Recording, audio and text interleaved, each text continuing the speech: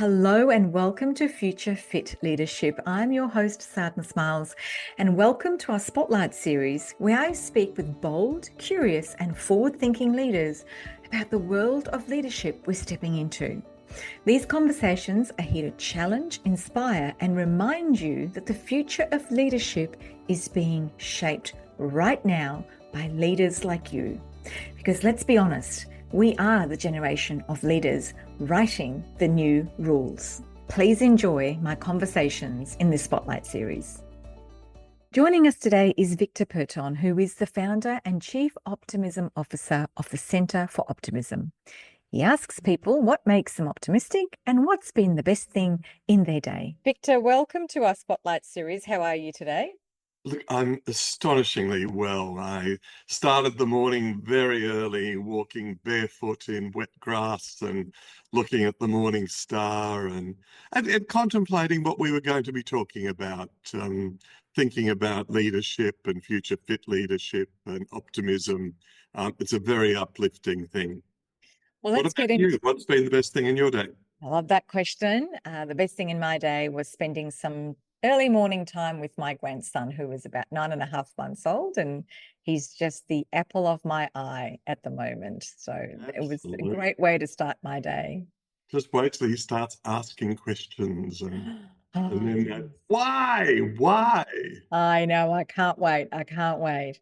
All right, you ready for our 4 questions? I am. If you had to describe a future fit leader in just 3 words, the kind of leader we'll need most in the years ahead, what would they be and why?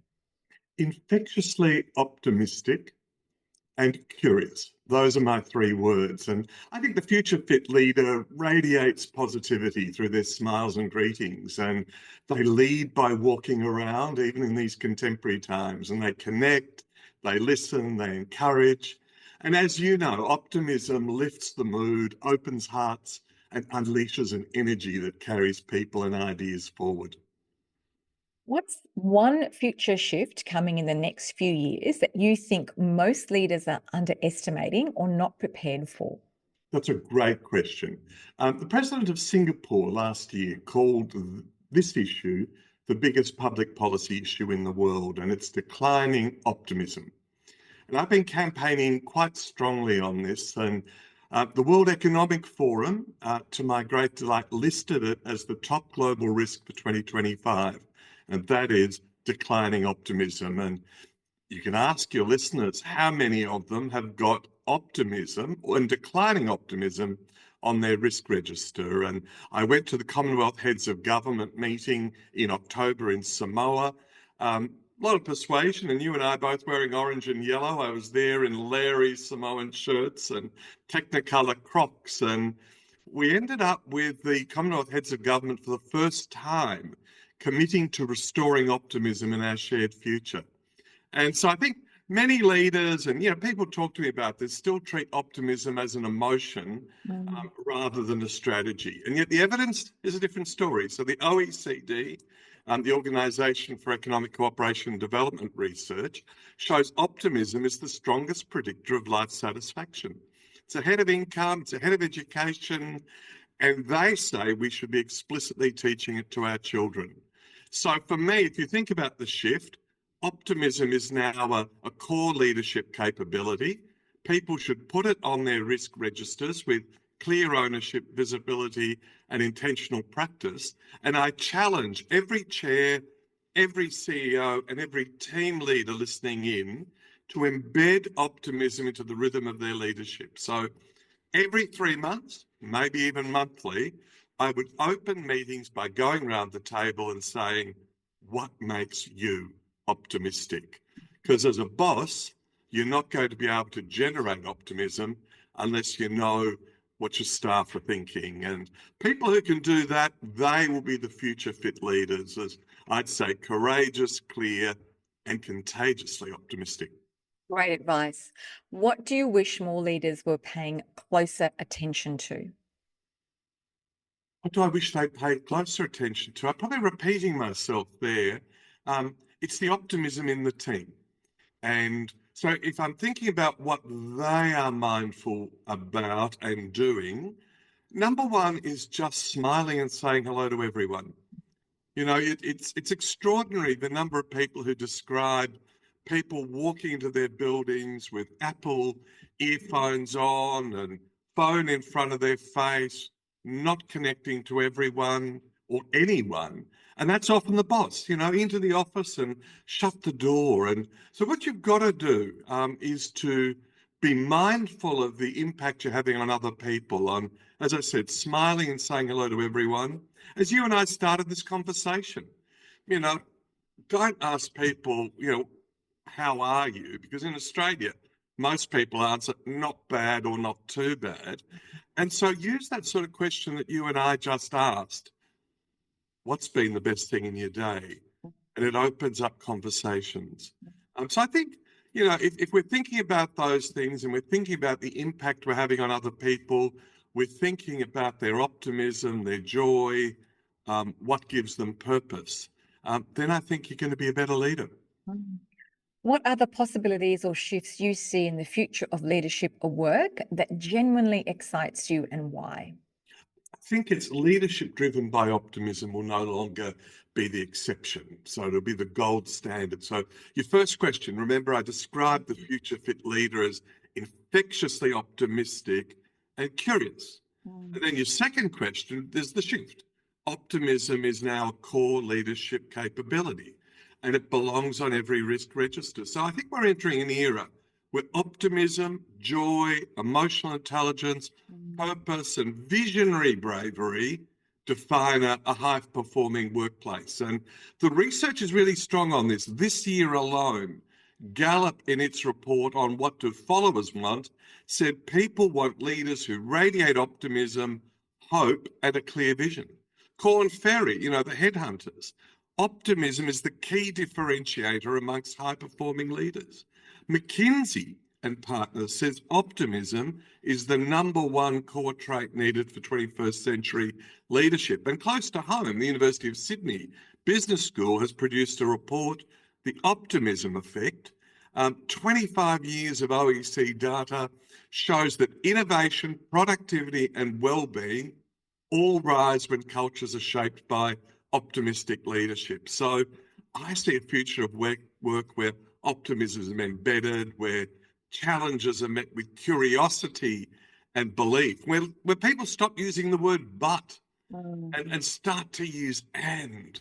And so for me, the future fit leader, and that's what you're looking for, it's the optimistic leader. If you could embed one leadership quality into every current or future CEO, something that you believe will be essential for the next decade, what would it be and why? Well, infectious optimism always mattered. I mean, we can go right back to the 1950s and Norman Vincent Peale and the power of positive thinking. The science is even stronger now. And what I love is the concept of magnetic optimism. So it's an optimism so tangible, with a vision so compelling that people are drawn to it, that they want to touch it, they want to engage with it, they want to touch that future. And it's not one trait amongst many. I think it's the heartbeat of future leadership. And I could cite a whole lot of leaders.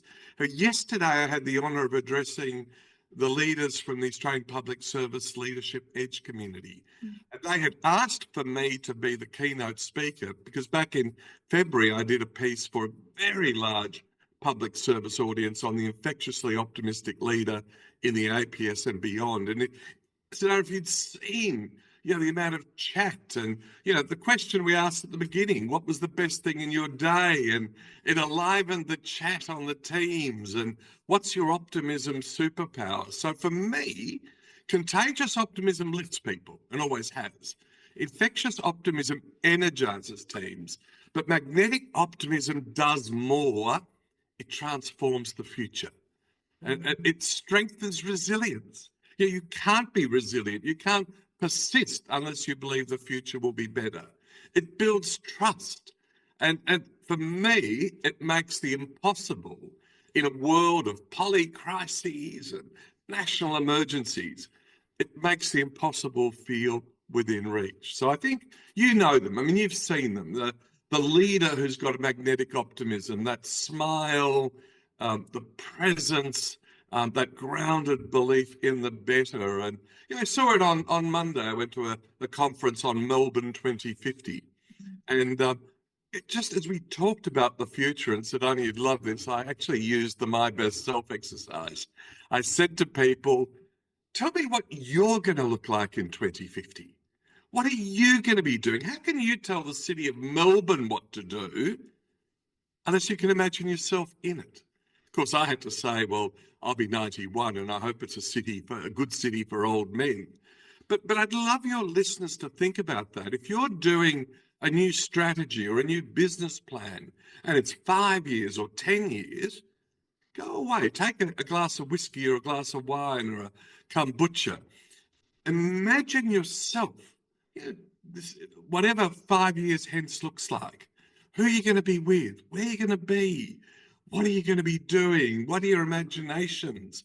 And I think you can't do strategy unless you can imagine yourself in the future. You can't do innovation if you're a pessimist. The only people who can innovate are optimists. And someone told me one of Australia's billionaires won't have a pessimist around his board table. He says he can buy them for $1,000 an hour for law firms and accounting firms. So think about who you want to be with. But most importantly, the challenge I give to your listeners is to become a magnetic optimist.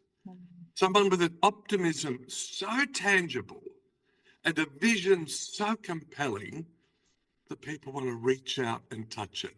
And it can be taught, it can be shared, and it starts with a choice every day. Start with joy, start with optimism, and make sure you're pressing your mind to making sure you're interacting people with that positivity. Look, I was at an event on Thursday. It was a book launch, and it was quite funny. I just went there and I was just smiling and chatting to people. And someone came up to me and said, your presence is so strong. And I wasn't speaking loudly. I wasn't, laughing out loud.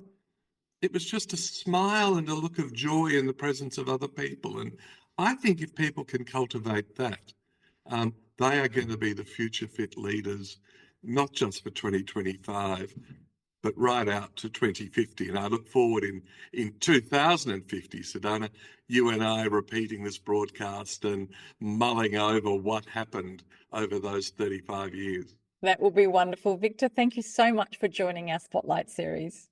It's absolute delight. I hope you're enjoying our conversation. A quick word from our sponsor.